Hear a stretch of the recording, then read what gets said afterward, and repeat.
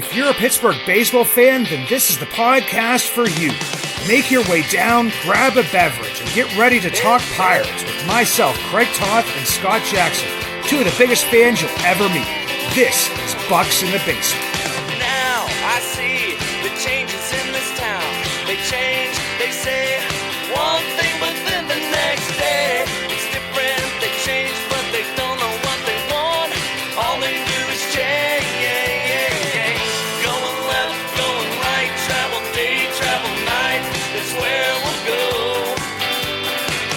No excuses, no goodbyes, no one cries, no one lies. We'll never know.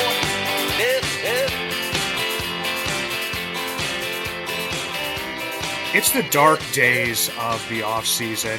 I think I may have said something similar to that during the last episode, but now things are just getting really dark. It's everything is negative. We're not in the playoffs. So, I mean, any bad thing that can be discussed is being discussed. Any heartbreak that we've experienced and setting ourselves up, I guess, for disappointment by talking about free agents that we cannot afford and different stuff. It just really brings me down a little bit and gets me frustrated. And I try not to get frustrated about these types of things. So, Scott, we're going to have to talk through this a little bit, maybe talk each other off some little ledges here and just have a good baseball conversation. I mean, I'm not saying it's all going to be positive, but going to be try to be as positive as possible. Scott, how you doing today, brother? I'm good. How are you? The World Series is getting ready to start. We're Pirates fans, so disappointment is our natural state. And as we get ready for the World Series, where the two number one seeds are going to face off, two of the biggest payrolls in baseball are going to face off, it certainly does not help with the disappointment that we're setting ourselves up for. The pessimism, I'm sure that we will continue to live in our baseball lives, but it's a World Series, so there's a level of celebration that is deserved. I mean, I will watch it, and anybody that listened knows this is pretty much my worst case scenario where two of the highest payroll teams actually make it, because we've discussed before, I believe it's going to take some of the big payroll teams becoming frustrated with giving away their revenue to somebody like the Guardians to take their title and take their money and everything that comes with being in the World Series, all the money that comes to the stadium, the town, everything like that. So this is pretty much the worst case scenario on that end of things. Baseball wise, I mean, you got Judge, you got Soto, you got Garrett Cole, you have Ohtani. I mean, you have Tommy Edman coming out of nowhere and becoming a hero, which happens a lot in baseball. And those stories are cool to see. Yamamoto, there is, star power worldwide across that. So in that way, it is a good thing. So maybe that's why I'm depressed. I mean, Pirates Twitter seems to be going like off the rails, like every time you look at it. Moves that are being made before we hopped on here, us hiring, or supposedly, I mean, it hasn't been made official yet, getting the vice president of research and development for the past 7 years from the said Guardians, who have, one of the best farm systems consistently, especially on the international market. There's even people like looking for the negatives in those types of things. It's just really weird to me, just because if you're getting a guy who is coming from a place that has been successful in doing something, and he is deciding to come and help out your team to become hopefully successful in the areas they've been successful in, being able to develop, players from the international market. They've been a pitching factory before, just like the Pirates are right now, and are able to do more with less. I don't see how that's a negative. Yeah, people are going to try to find the negative in everything. It's the world that we live in. It's the climate of civilization really that we're in right now. But people will ask, well, why would he do that? Why would you leave the Guardians, who had a deep postseason run, to come to the Pittsburgh Pirates? And the answer there can be as simple as maybe they pay him more money. Maybe he wants a different challenge, a change of scenery. It's not always negativity. Maybe he wants to further himself. And so I just don't understand, instead of being excited that we have a guy that has a bit of a track record and that he can benefit the franchise as a whole, it's got to be, well, why would anybody want to come here? And for me, like I went to the money thing automatically because why do most people change jobs? Even if you're happy at a job, it's if you are, compensated financially. And that's the one thing that, the Pirates, nobody can kind of disparage them on is in research, development, the minor leagues, everything that would be with that. And people kind of laughed at Travis Williams when he said this, I believe it was at Pirates Fest last year, where they are one of the top spenders in like development. I mean, they have, a number of coaches on the minor league staffs. They've added, game planning coaches in the minor leagues for their catchers. They added assistants for, Andy Haynes isn't here anymore, but they added an assistant for him. They added an assistant for Oscar Marine. So they do plug in money there. And, I've had this thought, and I'm pretty sure there's been a conversation on this show previously, is that if you're not able or willing, whatever it would be, to go out and spend money on players, then where else can you put that money in? If you're going to get I'm just going to spitball, say a research and development guy who makes $250,000 a year, or go sign a $4 million free agent that you're not sure is going to work out, the money maybe is better invested in that type of position. And that's where, like, I mean, I think that the conversation came from when John Nunnally got fired last year, or I think it was prior to him getting fired, saying, "Well, just come have him be a coach at the major league level. Why not have like 6 hitting coaches and guys that can work with other different players and stuff? Because paying him a couple $100,000 a year may be more of a benefit, like I said, than bringing in a big name free agent." Get a better return on the money you're paying somebody like Key Brian Hayes. But yes, thank you. Thank you for bringing that up, because that is such a huge pet peeve of mine. And it's not going to be popular on Pirate social media because the focus is always on the payroll. And it's almost like that is the only expenditure that a baseball franchise has. And I think it gets so much gets lost because we focus on the payroll. And yes, it is an important part, and you're seeing it because 2 of the highest payroll teams are in the World Series, and what 3 of the 4 teams that were left standing were big payroll teams. But smaller market teams can be successful, and it just goes to show that it doesn't always have to be in the payroll. The Dominican Academy, the coaches, like you talked about, analytics. They spend a bunch of money on the analytics, and the department is huge. And looking for those edges wherever they can get them, and it's just all the focus that ever gets brought to the table is they're not spending enough on players. But that doesn't mean that they're not spending money to make the team better. Because, like you said, if you pay a guy an extra 100 grand to bring out one war better out of a superstar player or any kind of player that you have, if you can if you can pay somebody $150,000 and they figure out Jack Sawinski and what can get him back to what we thought he could be, the benefits to your team outweigh that money that you're spending.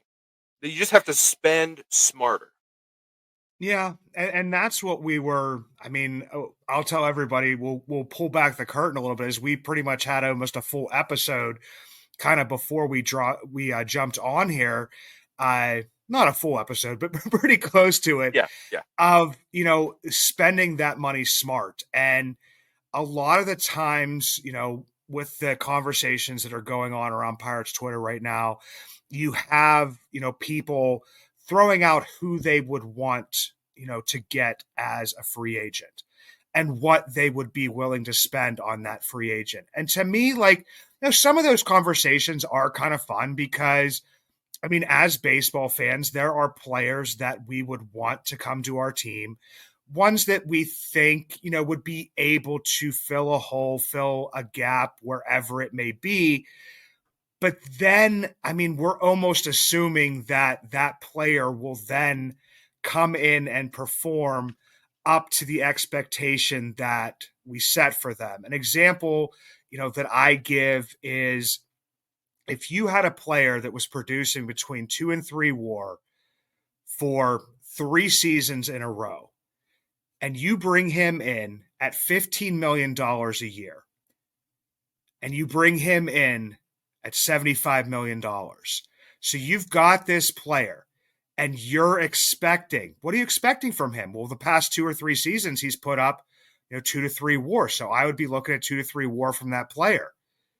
And then he comes in and for the next 2 years, he puts up 0.6 WAR and then -2 WAR on the season to the point where fans, podcasts, media members, whoever it would be screaming that this guy shouldn't even be starting on your team.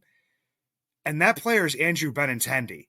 And for me, like, when the White Sox signed that contract, and everybody knows, full disclosure at this point in time, Chris, former co-host, has a White Sox podcast. My wife is a White Sox fan. My brother-in-law is probably the biggest White Sox fan I've ever met in my life and have had millions of conversations around these types of things. That was, to the fans, to the media, to everybody, was a really good signing, like a legitimate, really good signing. And in the end, it did not work out for that team. So I think that, like, we as fans have this expectation that if this money is spent, and once again, I'm not going to go and say they should not spend money on a player, that they should, be like all cutesy and really smart to do all this kind of stuff. But that's just also not what goes into all of this. You can go out and spend that money, but it doesn't automatically guarantee that you are going to get the return on that money that you expect. Yeah, I mean, you go out and let's just say the unthinkable happens and they sign Cody Bellinger, and you're expecting bounce back Cody Bellinger, but you're getting end of Dodgers run Cody, and you threw all this money there, and the Pirates aren't going to be able to paper over that like teams like the Dodgers and Yankees and all those high big market teams can do.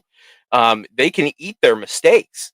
I think we talked last week about how much money the Mets are paying to players to not play for them and how that inflates their number. The Pirates do not have that luxury. And so the bigger the contract, the more risk. And it would be hailed on day one of the contract signing as a great move. And the Pirates are turning the corner. And this is a new era for Pirates baseball. And then the time comes to be on the field and actually play the game. And they stumble. They get hurt. They don't perform.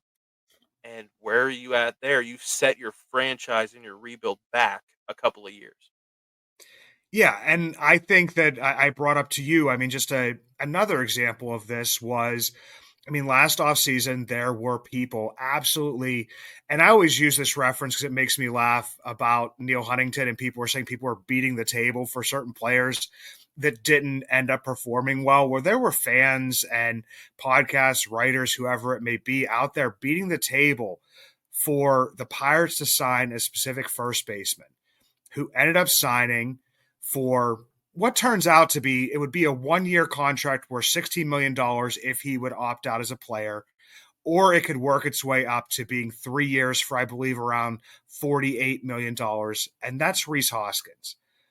And it wasn't like I was against the signing. And if the Pirates would have signed him, I mean, obviously, as a fan, I would have been excited about a player that, had put up some pretty good seasons. I looked back, the last season he played he put up like 2 WAR, was off for a year, and you would be hoping that, he could get that back going and you'd get like that 2 WAR back again. But he put up negative point 3 BWAR for this season. Everybody will look at the home run total and be like, well, he hit 26 home runs. I'm like, well, not Edward Olivares, Brian De La Cruz hit 21. Hmm. You know what I mean? So like it's not always just like that one number. I mean, we do need that power. We talked about that before. And it's not saying that, the signing of Hoskins would have turned out the same for the Pirates. There's no way of knowing, but it's just weird how those things kind of come to be, where it's like, yeah, it's really not that easy to build a team. Like this is not, and I've said it a million times, it's not MLB The Show. Yeah. Like you're not going to be able to bring in Rhys Hoskins and then control him as your player, and he's going to hit 50 bombs. You know what I mean? Like, yeah, it's kind of fun to think about those types of signings and stuff. And yeah, people will come back at me and say, well, Rowdy Tellez didn't work out either. No, he How much did you didn't. pay Rowdy? Yeah. Yeah. I mean, you paid him $3.2 million to come in here with the hope that he could be, 1 WAR or 1.5 or 2 WAR Rowdy Tellez, and that didn't work out. But imagine if the Pirates had put out, well, if I'm Hoskins, I'm opted into that next one for $18 Absolutely. million. So then at that point in time, you're putting out $30 million over 2 years. And, he could have a bounce back year next year, a year off of injury, Hmm. but that's not guaranteed. So right now, you're paying $30 million and a team like the Pirates, and believe me, I mean a team like the Brewers, that could come back to haunt them. Yeah, yeah. Imagine if they had made that signing. Imagine if the Pirates had done a contract with an opt out. I mean, there would be people calling even more strongly for Charrington's job. They would be saying, "Oh, you can't do that in a market like Pittsburgh. You can't sign. You can't give all the power to the player like that."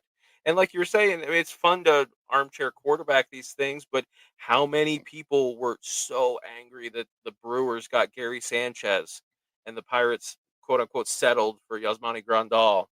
It is hard to build a team, and it's hard. You hear it in all the commercials for investment portfolio companies. Past results are not indicative of future earnings. Just because something has done well in the past does not mean that it's going to be a guarantee to continue or improve going forward. We talk about it, these guys are people. There's things going on in their lives we just can't predict. They are not a video game character, like you said. It's not MVP baseball '05 where I hit 100 plus home runs with Joe Mauer.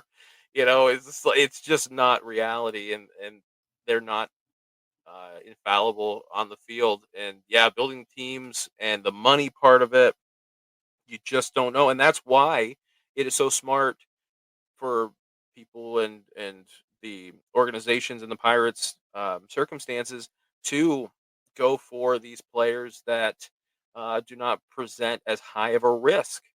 And money wise, investment wise, yeah, so you do get a Rowdy Tellez for a few $1 million.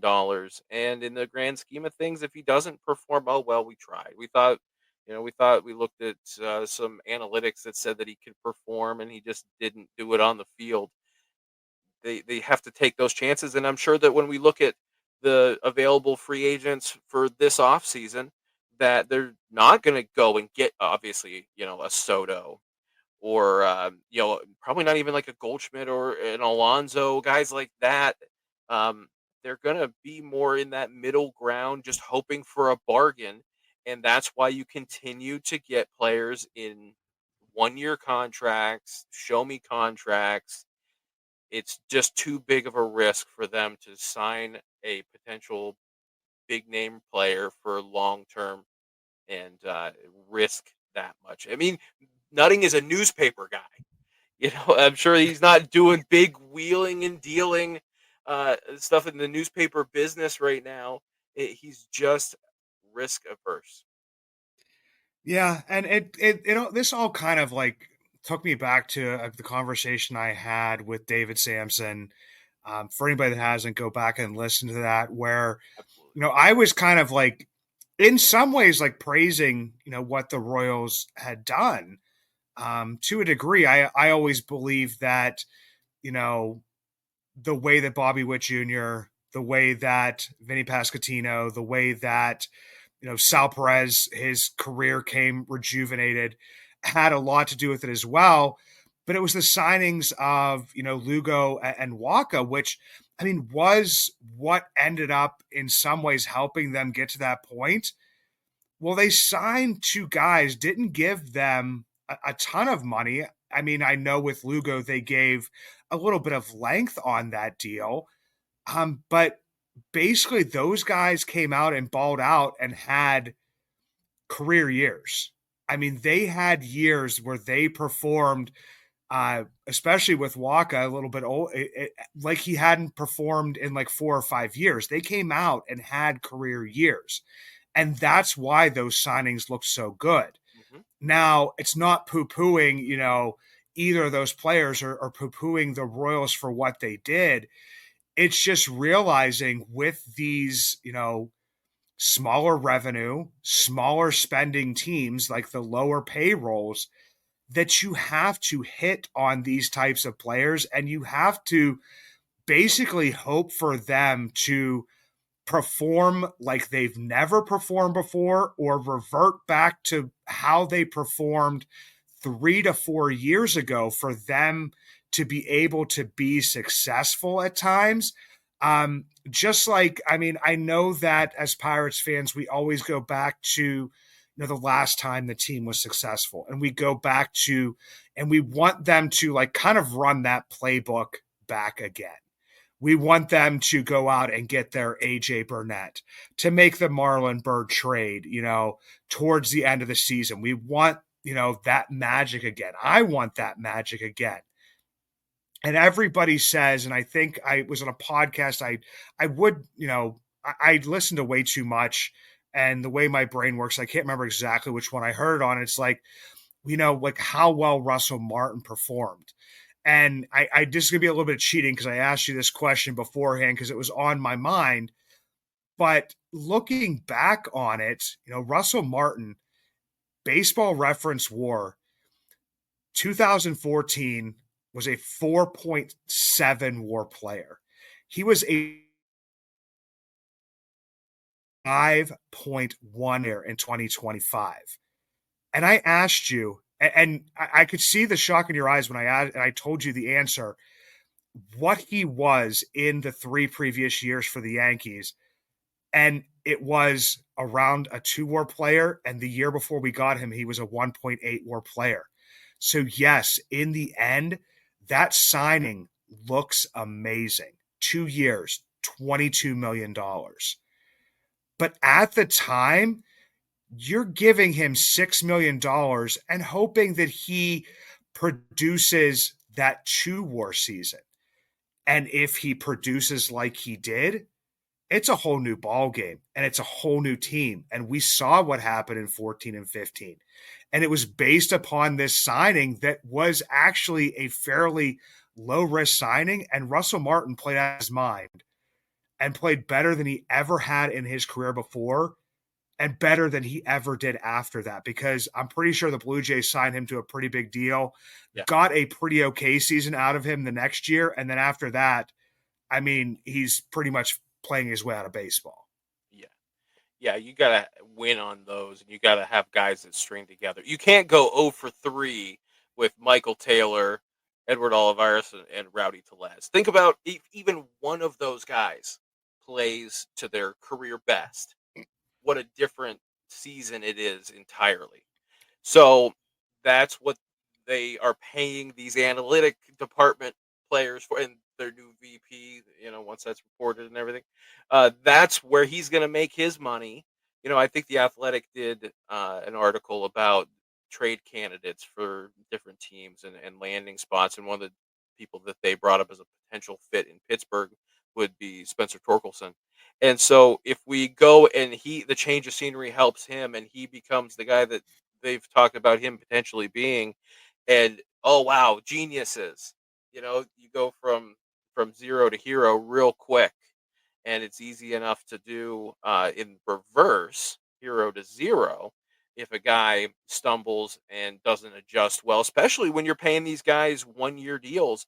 Hey, if Rowdy gets signed to a 3 year contract, as crazy as that sounds, and he has one bad year but then puts it together, he could bounce back and have a great year next year somewhere else, and it was in him. But that's the combination. They're trying to catch lightning in a bottle, and it gets harder to do when you have a shorter time frame. Yeah. And I mean, we've talked about it a million times before that if certain things break different ways, if David Bednar doesn't have his worst season as a pro and just has his normal, and I hate to say it like that way, but like normal all-star seasons, Mhm. everybody knows, it's well documented by me that he did have his ups and downs during those seasons, but ended up putting together, really fine seasons for a reliever. If he just has one of those seasons, as opposed to the season that he has. You, to me, named, Jack Swinski has a season. You brought up Edward Olivares. I said to you, Edward Olivares was a 1.3 WAR player and just over 300 at bats for the Kansas City Royals. If he is even that, as opposed to a negative WAR player, and you had a couple wins there, Jack Swinski is status quo as Yeah. opposed to what he was. Brian Hayes stays healthy. I mean, that's like how razor thin this margin is for teams that, yes, I believe that some of it is choosing not to spend to a certain level. I always believe the payroll is too low. Hmm. Um, but I also am on the same thing. I don't know what's that thing. Is it Occam's razor? I always try to pretend to be smart from time to time, but it's just basically like, yes, I would like them to spend 100, and $10 million, say, on payroll, but that $110 million isn't automatically going to guarantee that this thing gets pushed over the finish line. Yeah. We could end up with a worse season than we had previously. And I go back to, I hate to say it, a team like the White Sox, who went from, making the playoffs to being, I believe it was 81-81 when they made that signing of Benintendi. A lot of stuff doesn't go their way. There's injuries, there's different stuff like that. And within 2 years, they go from a team in the middle of a successful, or what is being viewed as a successful rebuild, to the worst team in the history of Major League Baseball. That's how thin it is. And their owner is richer than our owner, and he chooses to spend like he's poor a lot of the times. But even when they did spend, their payroll was up upwards of, I believe, 175 or 180 million dollars at one point in time, and it still wasn't enough. And now they're back down, and it's square one again. Yeah.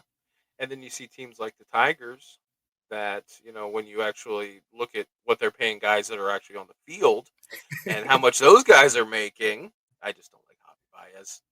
It just never will like him. So the fact that they made the run without him just makes me extra happy. But yeah, it's just the you spend money. I think once the foundation is there, once you have the solid core, you don't want to get ahead of yourself and start spending like crazy, because and I'm going to defend Nutting here, but Bob Nutting did spend money when the team warranted it. During the last playoff run, they went over $100 million on payroll. So he spent the money when it was there to take that team to the next level. And yes, granted, we all think that he could have gone a little bit farther. And there's that's a discussion to have about why that didn't come together. But um, he has shown via a track record and through his actions that when the team warrants it, the money will be spent. And I guess maybe that's just the optimist in me that hopefully we're getting closer. And this offseason will be the one to do it, because the team is getting better. I know that we've talked about this before too, but Charrington saying that the improvement is being shown there because, to your point, and like we've talked before, if Bednar doesn't have the losses that he has, like you mentioned, but also the position that he was in, where he was not the go-to guy. If he's having his normal season, he is the go-to guy, and the rest of the bullpen is not put in a position to blow some more of those games. So even though he had the number of losses that he had, it could be said that the circumstances that his struggling created cost them more games. You're putting guys out there in the eighth and ninth that had no business being there. And, we were close enough and competing deep enough into the season that every game mattered. And we saw that with that 10-game losing streak and how much that hurt us and put us out of contention completely. That even changing 4 or 5 different games in the course of 162 is a completely different season, and we're going into an off season with completely different feelings and thoughts and discussion points. I feel ranty this week. I feel like I've been doing a lot of ranting. No, it's a good thing, man. I was just enamored by the rant, and I was enjoying the rant because it's all spot on. Because I mean, and that's the frustrating part. I feel like that's why everybody. I mean, man, you're getting angsty, and you're usually the most calm, cool, collected dude I've ever talked to about stuff. It just gets frustrating because you want to see what's going to happen, get through the World Series, get to the offseason, see what is going to be done. But then ultimately, just kind of like we talked about this entire time, is that even if a move doesn't look great, on paper or what we deem to be on paper, or maybe being the cheap way out or something, it's not saying that it's not going to work out. I mean, we've seen it happen, and it's on a smaller scale within the past 2 years. And we've talked about this already with, Ryan Baracki and Dennis Santana and the way they were able to perform for even just parts of a season. And, without them, there may be a couple, more losses in there. Who knows? Mhm. But that's where, like, I mean, I guess I have that optimism too, is that if you can find one or two of those guys, not, just in the bullpen, but at other positions that you can kind of bring the best out in, and they can become, some of the better performers, then that's where that little edge is at. That's where that, the eye of the needle. I will keep on saying that we have to, there's a small window that we have to go through, and everything has to break our way for that to equal even 2023, 2024, and 2025, because there was a lot of stuff. I mean, you did have an MVP candidate in Andrew McCutchen, but within the supporting cast, there was a lot of things that broke our way. Pedro. Maybe Johan Ramirez will be that next bullpen piece.